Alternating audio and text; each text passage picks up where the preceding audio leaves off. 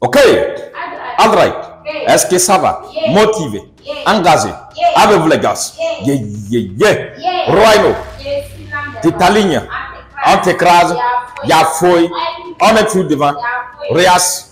Grâce. Applaudissons pour nous. Et bonjour à tout le monde. Merci d'être là. Ah, bien. Donc, aujourd'hui, c'est une nouvelle journée qui est pleine de succès, pleine de merveilles et pleine d'argent surtout. On va s'applaudir pour ces merveilles du jour. Avant de commencer, on va poser la question à savoir how is everybody feeling today? Fantastic. Very great. Go. Yeah. Just every second, man. Everyone there.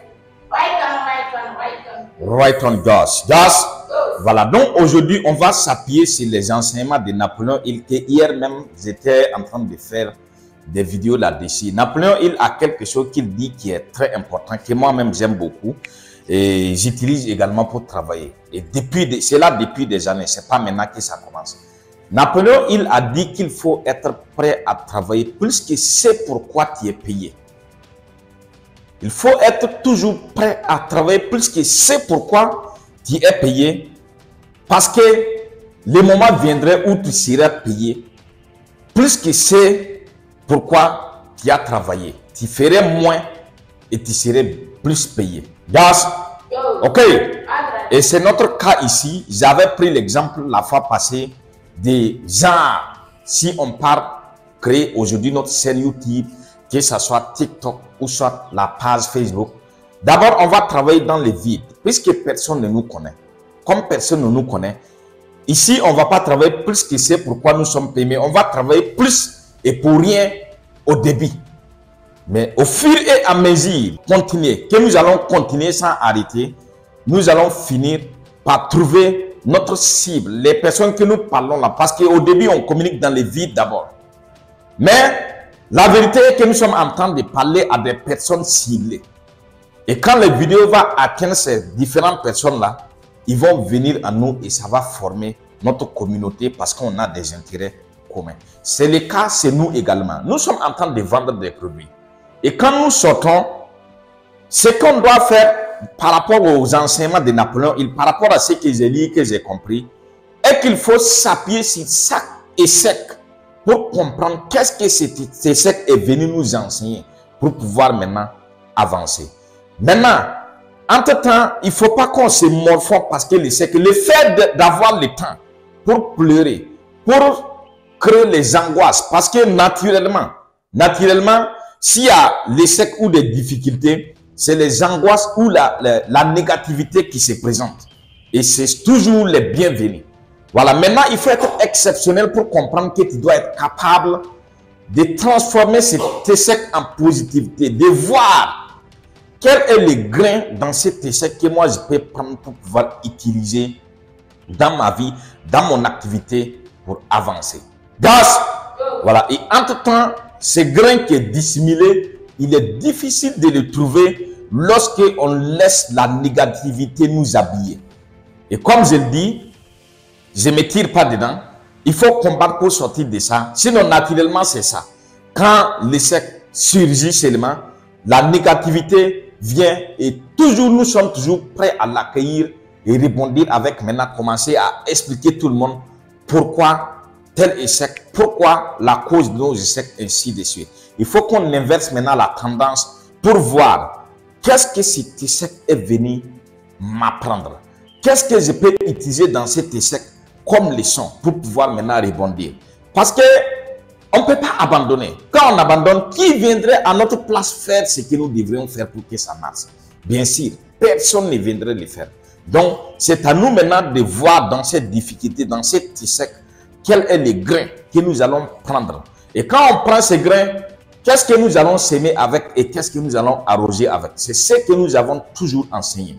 Et ça, moi, j'ai toujours dit et je me vante toujours pour dire que ce que nous donnons ici, tu vas payer plusieurs millions pour l'avoir. Napoléon, il nous dit que les grains que nous allons trouver dans cet échec, que nous allons nourrir, nous allons les nourrir avec l'attitude mentale positive. Et c'est ce que nous enseignons depuis les premiers jours que vous êtes là jusqu'à aujourd'hui. Il faut avoir toujours une attitude mentale positive, quelle que soit la situation. Le fait que tu as pleuré du matin jusqu'au soir que ton 10 000 francs est perdu ne va pas ramener les 10 000.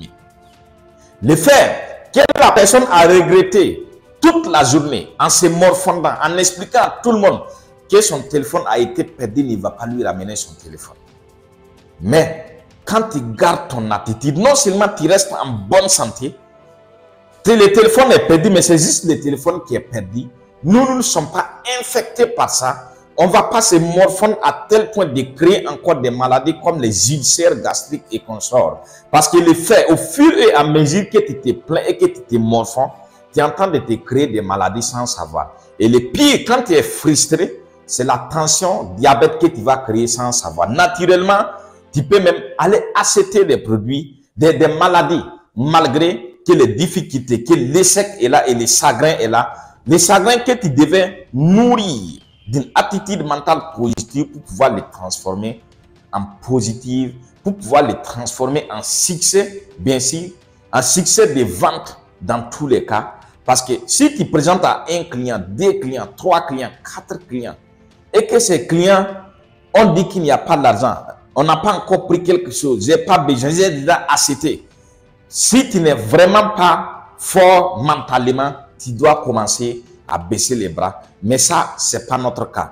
Donc, raison pour laquelle Napoléon, il nous dit également qu'un maître vendeur n'irait pas voir un client, un potentiel client surtout, lorsqu'il n'a pas conditionné son esprit, son mental d'une façon positive, harmonieuse, pour pouvoir aborder les clients. Parce qu'il sait que lorsqu'il serait devant les clients, et que le client va entrer en contact avec lui et qu'il a des ondes négatives qui se produisent, l'échec est évident et c'est immanent. Et ça, c'est pas bon pour notre business. Donc, raison pour laquelle notre attitude magnifique en permanence doit être mise à jour automatiquement à chaque fois que les difficultés sont en train de surgir, à chaque fois que la négativité veut surgir dans ce que nous faisons.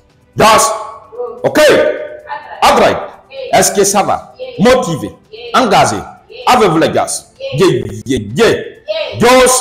Voilà, donc, on va arrêter là parce que j'ai lu beaucoup de livres de Napoléon Hill qui peuvent nous aider à améliorer notre vie.